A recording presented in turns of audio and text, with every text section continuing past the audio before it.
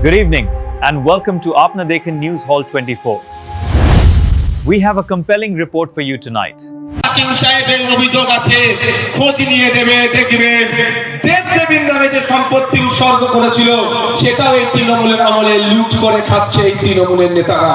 খোঁজ নিয়ে দেখুন আপনারা যে জাহের থানের সম্পত্তি, গরম থানের সম্পত্তি, গুরুদুয়ারার সম্পত্তি, গির্জার সম্পত্তি এই তৃণমূলের আমলে লুট হয়ে যাচ্ছে।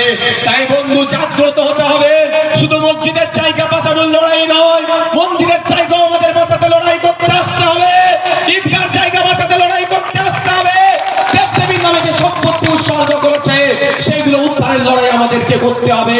জাহের থানের সম্পত্তি, গরম থানের সম্পত্তি, গির্জার সম্পত্তি, গুরুদুয়ারার সম্পত্তি যেগুলো লুট হয়ে গিয়েছে, আগামী দিনে আমরা ক্ষমতায় আসলে সম্পত্তি উদ্ধার করে গির্জার সম্পত্তি গির্জাকে বুঝিয়ে দেব, আপনার জাহের থানের সম্পত্তি তাদেরকে বুঝিয়ে দেব।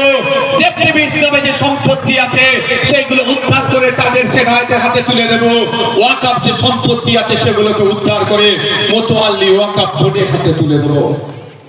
না শুধু মসজিদের জায়গার জন্য লড়াই করবেন কি গো?